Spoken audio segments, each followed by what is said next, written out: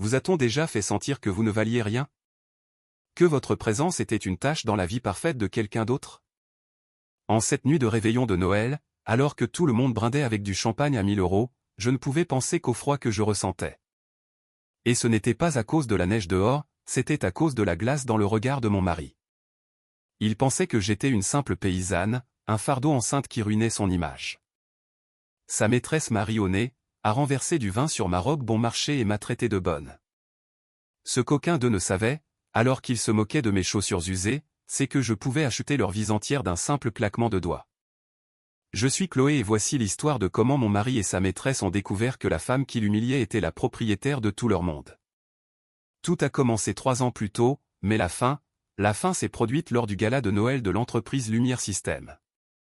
Je me tenais devant le miroir de notre petite maison de banlieue, essayant de fermer la fermeture éclair d'une robe de maternité que j'avais achetée dans une friperie. Mon ventre de 8 mois rendait tout difficile. Mes pieds étaient enflés et je me sentais énorme, peu attirante. Nicolas, mon mari, entra dans la chambre en ajustant sa cravate en soie italienne. Cette cravate coûtait plus cher que tous mes vêtements réunis. Il me regarda à travers le miroir, mais pas avec amour. Il me regarda avec ce mélange d'impatience et de honte qui était devenu son expression habituelle. « Chloé, s'il te plaît, dis-moi que tu ne vas pas y aller habillée comme ça, » dit-il en soupirant bruyamment. « C'est le gala le plus important de l'année. Le PDG international vient nous rendre visite. J'ai besoin de cette promotion. Tu ne peux pas y aller en ressemblant à...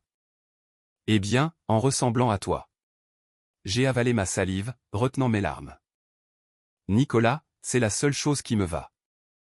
L'argent que tu me donnes pour la maison suffit à peine pour la nourriture et les médicaments du bébé.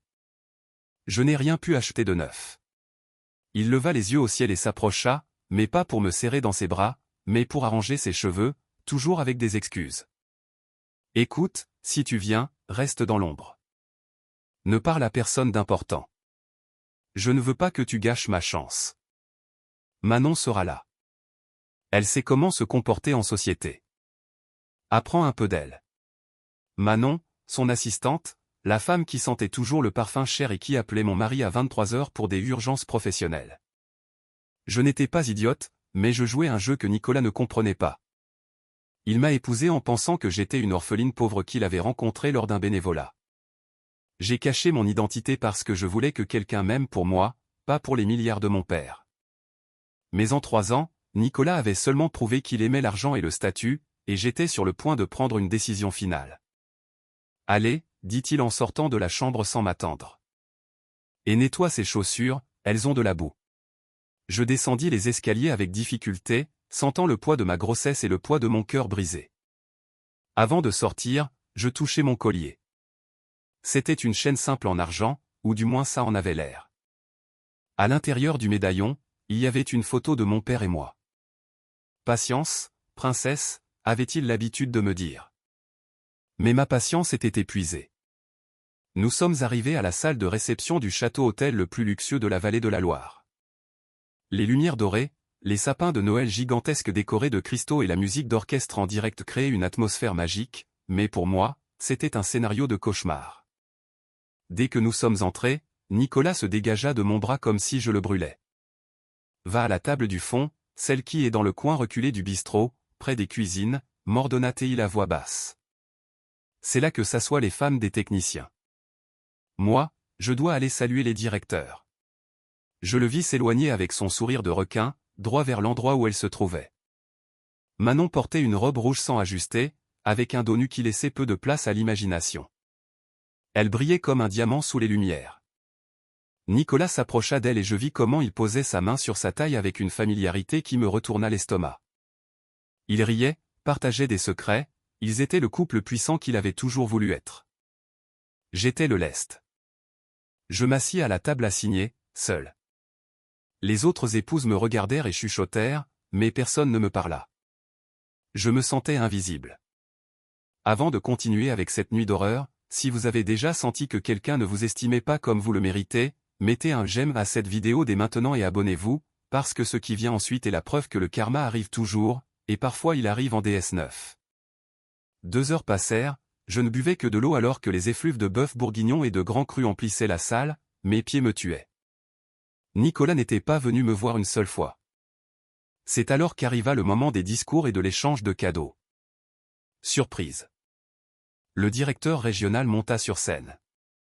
Bonsoir à tous. Cette année a été une année record pour Lumière Système et nous voulons récompenser nos meilleurs employés. Nicolas était au premier rang, applaudissant avec enthousiasme, avec Manon à ses côtés. Premièrement, dit le directeur, une reconnaissance spéciale à Nicolas Méné pour ses ventes agressives. Nicolas monta sur scène, rayonnant, et prit le micro. Merci. Merci à tous. Ce succès n'est pas seulement le mien. C'est grâce au soutien d'une femme incroyable qui est toujours à mes côtés, me poussant à être meilleur. Quelqu'un qui comprend le sacrifice et l'élégance. Mon cœur fit un bond. Allait-il me mentionner? Allait-il se racheter? Je me levai un peu de ma chaise, pleine d'espoir. Peut-être, juste peut-être, se souvenait-il que sa femme enceinte était là. Merci, Manon, dit-il en la pointant du doigt. Sans ton assistance, rien de tout cela ne serait possible. La salle applaudit. Manon monta sur scène et il lui remit un bouquet de fleurs et une petite boîte en velours bleu. Elle l'ouvrit et sortit un bracelet en or. Je restai figé, à moitié levé. Je sentis le sang descendre dans mes pieds. L'humiliation était publique. Il offrait des bijoux à sa maîtresse devant toute l'entreprise alors que j'avais faim et portais une robe raccommodée. Je me laissai retomber sur la chaise, tremblante. Les larmes commencèrent à couler sur mes joues sans contrôle. C'est alors que Manon, descendant de la scène avec son trophée, décida que gagner ne suffisait pas. Elle devait détruire. Elle marcha vers ma table, suivie par Nicolas et un groupe d'adulateurs. « Tiens, tiens, dit-elle avec une voix perçante et fausse. Regardez qui est là. » Elle s'arrêta devant moi, me regardant de haut en bas avec dégoût. « Nicolas, chéri, tu ne lui as pas dit que le code vestimentaire était tenu de soirée rigoureuse? On dirait qu'elle vient de nettoyer les sols. » Les gens autour lâchèrent des rires nerveux. Nicolas devint rouge, non pas contre elle, mais de honte pour moi. « Chloé, je t'avais dit de rester au fond, » siffla Nicolas. « Est-ce que tu m'embarrasses devant Manon? »« Je t'embarrasse, demandai-je. Ma voix tremblait, mais je commençais à trouver une force cachée. Tu viens de lui donner un bracelet en or alors que tu m'as dit qu'il n'y avait pas d'argent pour le berceau du bébé. Le silence se fit dans la zone proche. Manon lâcha un éclat de rire cruel. Ah, s'il te plaît, ma chère, ne sois pas pathétique. Nicolas a besoin d'une femme qui le représente, pas d'une baleine qui se plaint d'argent. Regarde-toi, tu n'es pas à ta place ici. Tu devrais rentrer chez toi, manger ta nourriture bon marché et attendre que ton mari arrive, s'il arrive ce soir. Elle tenait un verre de vin rouge, un grand cru de Bourgogne. Feignant de trébucher, elle inclina le verre. Le liquide sombre tomba sur mon ventre, tachant ma robe claire, m'imbibant de l'alcool froid et collant.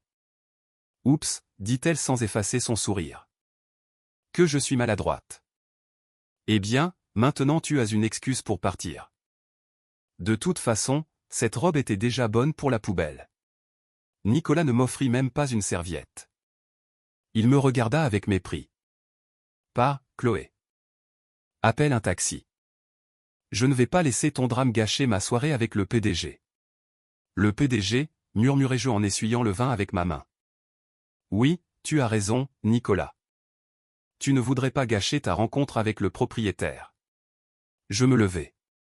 Malgré ma grossesse, malgré la tache de vin, je me redressai. Ma posture changea. Je n'étais plus l'épouse soumise. J'étais la fille de mon père. Je ne vais pas partir, dis-je fermement. Qu'est-ce que tu as dit? Manon fit un pas en avant, menaçante. Tu veux que j'appelle la sécurité pour qu'ils sortent les ordures?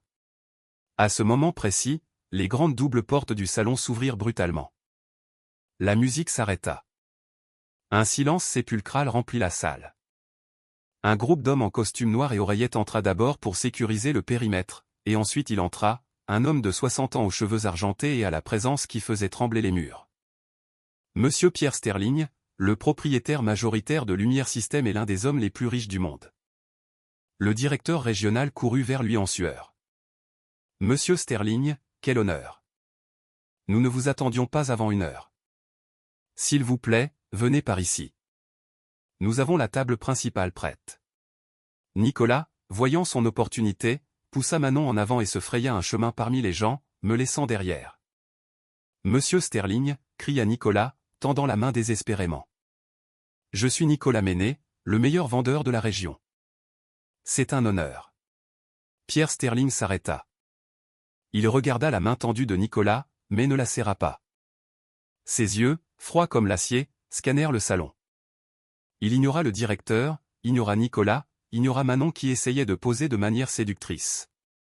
Son regard s'arrêta dans le coin sombre, près des cuisines du bistrot. Sur moi. L'expression de Pierre Sterling passa de la froideur absolue à une fureur volcanique en voyant ma robe tachée de vin et mes yeux rouges. Nicolas, voyant que le PDG regardait dans ma direction, rit nerveusement. « Oh, excusez-moi, monsieur. Cette femme là-bas est juste une gêne. Nous étions déjà en train de la mettre dehors. C'est la femme de ménage qui s'est incrustée à la fête. Ne vous inquiétez pas, la sécurité va s'en charger. » Manon ajouta, « Oui, elle est pathétique. J'ai taché mon verre sur elle par accident et elle n'a même pas demandé pardon. Des gens sans classe, n'est-ce pas ?» Pierre Sterling commença à marcher. Pas vers la table VIP, il marcha directement vers Nicolas et Manon. Le bruit de ses pas résonnait dans le salon. Il s'arrêta face à Nicolas, envahissant son espace personnel. « Tu as dit que c'est la femme de ménage ?» demanda Pierre Sterling d'une voix calme. Trop calme. « Oui, monsieur, » répondit Nicolas, confus mais arrogant. « Ma femme, enfin, bientôt ex-femme, est une moins que rien, ne vous préoccupez pas d'elle. Parlons de mes chiffres de vente. » Plaf. Le bruit de la gifle résonna comme un coup de feu. Pierre Sterling avait frappé Nicolas du revers de la main, avec tant de force que Nicolas tomba au sol. Tout le salon lâcha un cri étouffé. « Imbécile » rugit Pierre Sterling. « Cette femme dont tu parles, cette femme que tu as humiliée et tachée, est la seule raison pour laquelle tu respires dans cette entreprise. » Nicolas, depuis le sol, se touchait la joue en sang, étourdi. « Que ? Quoi ?» Pierre Sterling passa par-dessus lui comme s'il était une ordure et arriva jusqu'à moi. Son visage s'adoucit immédiatement. Il sortit un mouchoir en soie de sa poche et commença à nettoyer doucement la tache de vin sur mon ventre. « Princesse » chuchota-t-il les yeux pleins de douleur. « Je t'avais dit que cet homme ne te méritait pas. Je t'avais dit que jouer à être pauvre pour trouver le vrai amour était dangereux. Regarde ce qu'ils t'ont fait. » Le salon entier était sous le choc. On aurait pu entendre une mouche voler. « Papa » dis-je et ma voix se brisa. Je me blottis contre lui et pleurai. Je pleurais pour les 3 années de mensonges, pour le mépris, pour la solitude. Nicolas se releva en titubant, pâle comme un fantôme. Manon était pétrifiée, la bouche ouverte. Papa, balbutia Nicolas. Non, c'est impossible. Chloé est pauvre. Ses parents sont morts. Elle n'a personne. Je me séparai de mon père et me tournai vers eux. Je séchai mes larmes. Il n'y avait plus de tristesse dans mes yeux, seulement du feu. Mes parents ne sont pas morts, Nicolas, dis-je, ma voix résonnant avec autorité. Je t'ai dit ça seulement pour voir si tu pouvais aimer Chloé la femme. Pas Chloé l'héritière. Mon nom n'est pas Chloé Garcia, c'est Chloé Sterling, fille unique et héritière universelle du groupe Sterling. Le verre de Manon tomba au sol et se brisa en 1000 morceaux. Sterling, chuchota-t-elle. Tu es la propriétaire. Techniquement, dit mon père en posant une main protectrice sur mon épaule. Elle est ta patronne suprême. Je me suis retiré il y a 6 mois. Tout ce que tu vois, ce château-hôtel, cette entreprise, l'immeuble où tu travailles, tout est à son nom. Nicolas essaya de s'approcher, changeant son masque d'arrogance pour celui d'une fausse dévotion instantanée. Il s'agenouilla, essayant d'attraper ma main. Chloé, mon amour. Oh, mon Dieu. Je ne savais pas. C'était une blague. Tout ça c'était un test, n'est-ce pas? Je t'aime. L'histoire avec Manon. Manon ne signifie rien pour moi. J'étais juste aimable avec elle par politique d'entreprise. Tu es ma femme. Tu portes mon fils. S'il te plaît, pardonne-moi. Le stress du travail m'a fait agir ainsi. Je regardais Nicolas ramper. Il y a 1 heure, j'aurais eu de la peine. Maintenant, il me donnait seulement envie de vomir. Lève-toi, lui ordonnai-je. Il se leva en souriant, plein d'espoir. Tu me pardonnes, ma vie? Nous pouvons repartir de zéro. Avec ton argent. Je veux dire, avec notre amour et les ressources, nous serons invincibles. Je ris. Ce fut un rire sec et froid. Notre amour? Nicolas, il y a 10 minutes tu as donné un bracelet à ta maîtresse et tu l'as laissé m'humilier. Tu m'as traité de bonne devant le propriétaire de la compagnie. Je regardais Manon. Elle essayait de s'éclipser vers la sortie. Sécurité, criai-je. 2 gardes bloquèrent la porte, arrêtant Manon. Toi, tu ne pars pas, lui dis-je. Manon, c'est ça? Celle qui se croit pleine de classe. Laisse-moi te dire quelque chose sur la classe. La classe, ce n'est pas une robe chère ni coucher avec des hommes mariés. La classe, c'est le respect, et tu n'en as aucun. Je me dirigeai vers le directeur régional qui tremblait. Quel est le statut professionnel de cette femme? Elle est assistante junior, Madame Sterling. Elle est virée, dis-je tranquillement. Et je veux que vous vous assuriez qu'elle est une référence négative dans chaque base de données de ressources humaines du pays. Si quelqu'un l'embauche, notre entreprise coupera les relations avec eux. Manon éclata en sanglots, criant hystériquement pendant que la sécurité la traînait hors du salon. Ces cris de « ce n'est pas juste » s'évanouirent dans le couloir. Ensuite, je me tournai vers Nicolas. Il suait abondamment. Chloé, s'il te plaît, pense au bébé. Oh, je pense au bébé, dis-je en caressant mon ventre. Je pense au fait que mon fils n'aura pas un père qui a honte de sa mère. Je pense au fait que mon fils grandira entouré de vrais hommes comme mon père, pas de parasites comme toi. Je sortis une enveloppe de mon sac, une enveloppe que j'avais gardée sur moi au cas où, mais que j'espérais ne pas avoir à utiliser. Nicolas Méné, annonçai-je pour que tout le monde entende. Tu es viré. Et pas seulement ça. J'ai ordonné un audit complet de tes comptes de dépenses. Je sais que tu as gonflé les frais de déplacement pour acheter des cadeaux à tes maîtresses. C'est du détournement de fonds. Mes avocats te contacteront. Tu iras en prison où tu passeras le reste de ta vie à me rembourser chaque centime que tu as volé. Tu ne peux pas me faire ça, cria-t-il en essayant de m'attaquer. Mon père l'arrêta d'une seule main sur le poitrail et le repoussa en arrière avec force. Si tu t'approches encore de ma fille, dit mon père d'une voix létale, je t'assure que la prison sera le cadet de tes soucis. Tu as 5 minutes pour sortir de ce bâtiment avant que j'appelle la police. Nicolas regarda autour de lui. Tous ses amis, ceux qui l'applaudissaient il y a quelques minutes, regardaient maintenant le sol ou le regardaient avec mépris. Il était seul, ruiné, fini. Il sortit en courant du salon, poursuivi par les regards de jugement de centaines de personnes. Cette nuit-là, je partis de la fête dans la DS9 noire brillante de mon père. Alors que le chauffeur fermait la porte, je vis Nicolas dehors dans la neige, essayant d'arrêter un taxi qui ne s'arrêtait pas, tremblant de froid, sans son manteau, tout comme il m'avait fait me sentir tant de fois. Des mois plus tard, je donnai naissance à un garçon beau et en bonne santé. Il a hérité des yeux de mon père et de ma force. Nicolas a essayé de demander la garde, a essayé de demander une pension, mais mes avocats, les meilleurs du pays, l'ont écrasé. Il a fini par perdre son appartement et sa voiture. La dernière fois que j'ai entendu parler de lui, il travaillait à débarrasser les tables dans une petite boulangerie populaire d'une autre région, le seul travail qu'il a pu obtenir. Manon a essayé de porter plainte pour licenciement abusif, mais quand les preuves de sa complicité dans les malversations de Nicolas sont sorties au grand jour, elle a dû fuir la ville de honte. J'ai appris que la valeur d'une personne n'est pas dans ses vêtements ni dans son compte en banque, mais dans son cœur.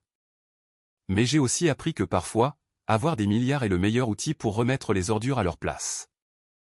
Si vous avez apprécié ce moment de justice divine, n'oubliez pas de mettre un j'aime à la vidéo. Dites-moi dans les commentaires ce que vous auriez fait à ma place.